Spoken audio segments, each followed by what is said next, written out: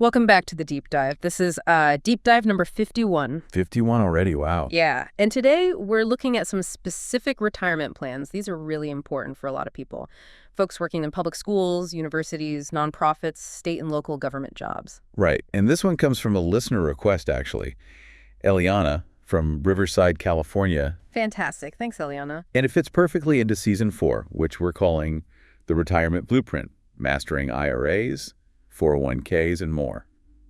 Understanding these plans, the 403b and 457b is, well, it's key to that blueprint for so many listeners. Absolutely. And helping us navigate this today, we've got our producer behind the scenes, who's also a certified financial planner and tax strategist. She really helped us sort through Eliana's material. She did. So our mission today, yours and mine, is to really unpack these sources Eliana sent. We want to pull out the need-to-know info about 403b and 457b plans. Give you that shortcut, right? To being really well-informed without having to read everything yourself. Exactly. We'll break down who they're for, what the key features are. Yeah. And there's some pretty unique ones. Yeah, definitely. And then, how they compare.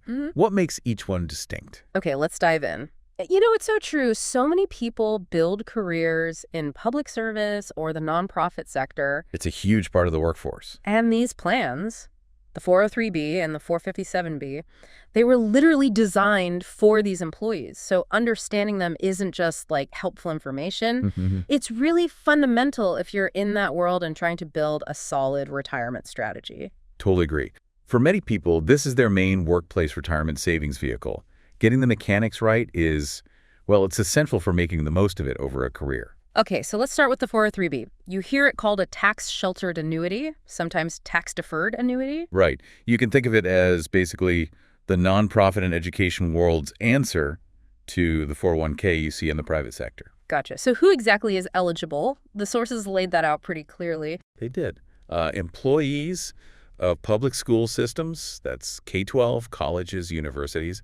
Also, people working for tax-exempt 501c3 organizations. So that's like charities, hospitals? Exactly. Charities, hospitals, maybe some research places, religious organizations. Oh, and cooperative hospital service organizations, too. Okay, so it covers a pretty wide range in public education and the nonprofit sphere. Right. What are the main features, the big benefits? Well, just like a 401k, the big one is tax-deferred growth.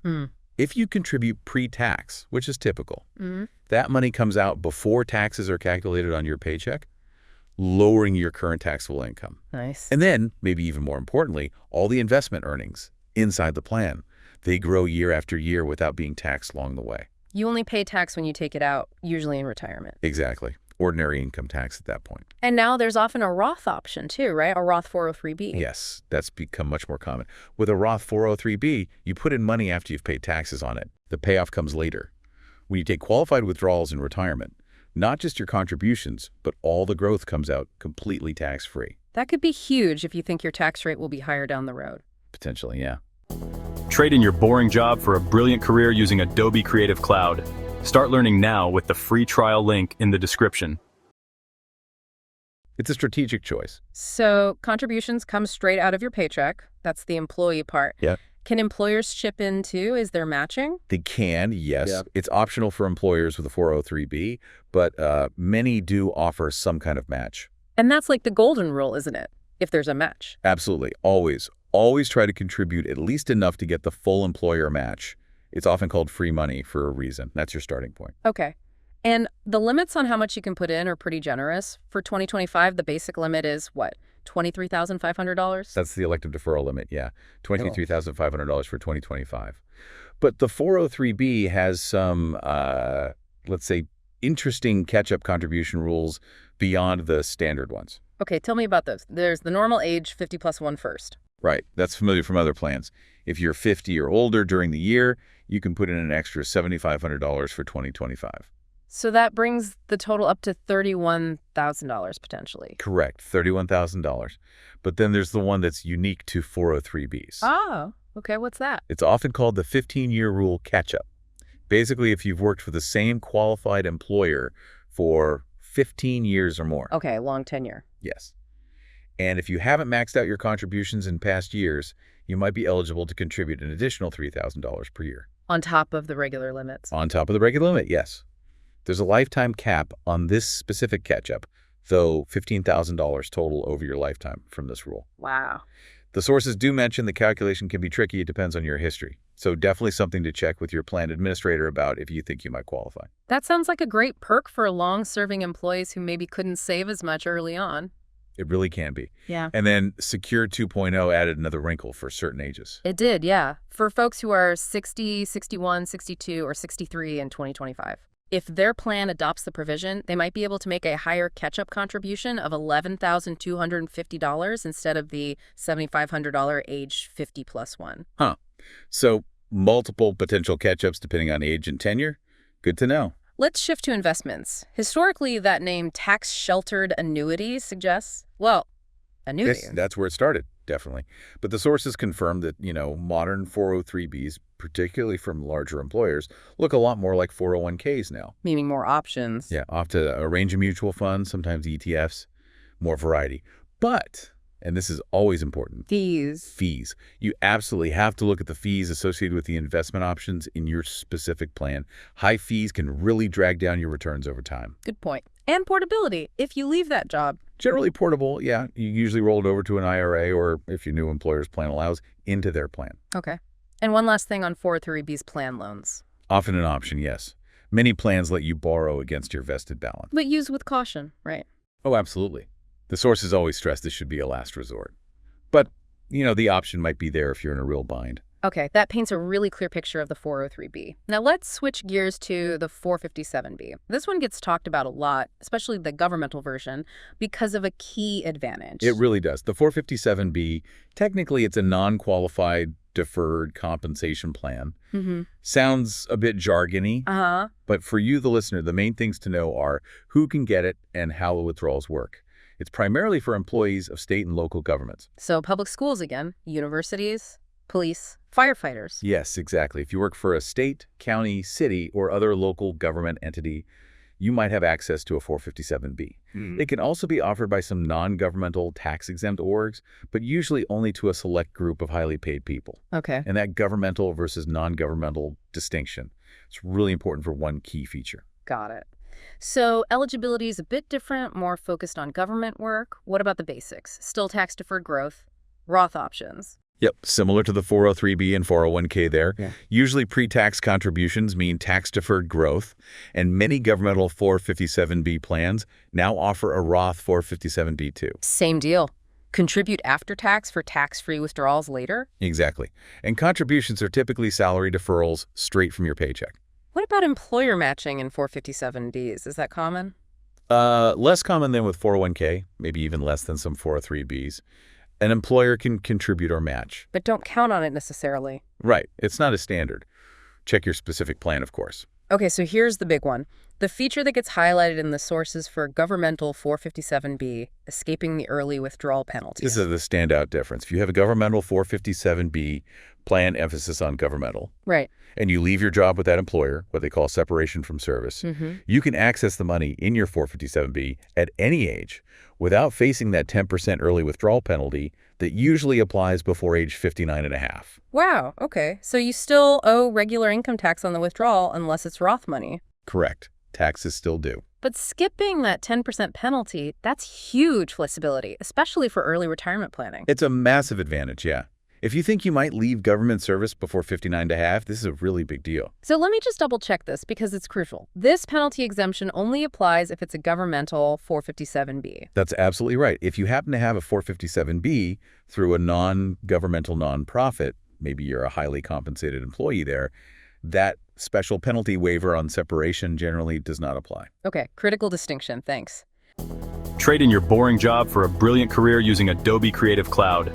Start learning now with the free trial link in the description. Now, contribution limits, same as the 403B, $23,500 for 2025. Yep, the base elective deferral limit is the same, $23,500. And just like the 403B, the 457B has its own special catch-up rules, too. Okay. Does it also have the age 50 plus and the secure 2.0 ones? It does. Shares the same age 50 plus catch-up, that extra $7,500, bringing the total to $31,000. No. And it also potentially has that higher secure 2.0 catch-up for ages 60, 63, the $11,250 one, if the plan allows it. But it doesn't have the 15-year rule. No, that's 403B specific. The 457B has its own unique catch-up. Ah, the rule of 3, is that what it's called? Yeah, that's the nickname.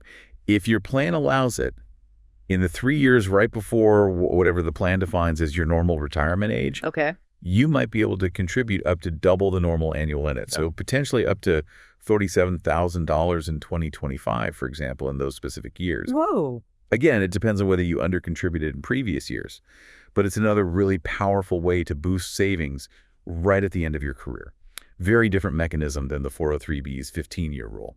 Fascinating. So the 403B potentially rewards that long service with the 15-year rule. Mm-hmm. And the 457B offers this intense pre-retirement savings boost with a rule of 3. Different tools potentially for different situations or timing. Exactly. And that brings us to maybe the most powerful strategy highlighted in the sources, especially if you're, say, at a public university or somewhere similar that offers both plan types. You mean contributing to both at the same time? Yes, concurrent contributions. If your employer offers both a 403B and a governmental 457B, you can generally contribute the maximum amount to each plan independently. Wait, really? So not like a 401k and 403B where the limit is shared? Correct. That's a key difference. With a 403B and a governmental 457B from the same employer, those $23,500 limits for 2025 are separate. So someone eligible for both could potentially put away $23,500 into their 403B plus another $23,500 into their 457B. That's right. For a total of $47,000 in 2025 before any catch-ups or employer money. Exactly. It effectively lets you double your tax advantage savings space in a single year. For people in public service, maybe higher earners, this is an incredible way to supercharge retirement savings. That concurrent contribution thing is, wow, that's a game changer. It really can be. Okay, so let's try to summarize the key differences the sources point out between these two plans. Sure. Well, eligibility, we covered that. Then the big one is definitely accessing the money early. Right. Governmental 457B, no 10% penalty if you leave the job any age. 403B, that penalty usually applies before 59.5. That's probably the single biggest differentiator in practical terms for many people. Then you have the unique catch-up rules. 15-year rule for the 403B, rule of 3 for the 457B. Right, and that ability to contribute concurrently, maxing out both the 403B and a governmental 457B if you have access to both, that's huge. Plan loans were another difference. More likely in a 403B. Generally, yes. Less common or sometimes not allowed in 457Bs. Okay. Anything else? Vesting. Creditor protection. Good points. Your own contributions are usually yours immediately in both. But employer contributions, especially in 403B, often have a vesting schedule. You need to stick around a few years to keep that money. Okay. And creditor protection is generally strong for both under ERISA rules, which is good peace of mind, although the specifics can differ slightly between non-church 403Bs and governmental 457Bs. Got it. So given all that, how does someone decide which plan, or maybe using both if possible, is right for them? Well, sometimes you don't have a choice, right? Your employer offers one or the other. True. But if you do have a choice, or if you're lucky enough to be offered both, the sources suggest thinking about a few things. Like needing the money before age 59.5. Exactly. If flexibility and potential early access are high priorities, that governmental 457B penalty waiver on separation is incredibly attractive. It just gives you options other plans don't. And if you're trying to save aggressively, especially later in your career, then being able to max out both a 403B and a governmental 457B concurrently is just unbeatable for socking away tax advantage money. That $47,000 potential base contribution is massive. And then thinking about those catch-up rules, which one fits your timeline better? Absolutely. Thanks for joining us for this deep dive. It's been a pleasure. We'll see you next time. See you later. Okay, great. That's a wrap. I'm Katie St. Ors, and let me send out a huge thank you for listening. If you want more content on personal finance and small business, head over and find me on YouTube. You can also find me on Spotify, Amazon Music, TikTok, and Apple iTunes.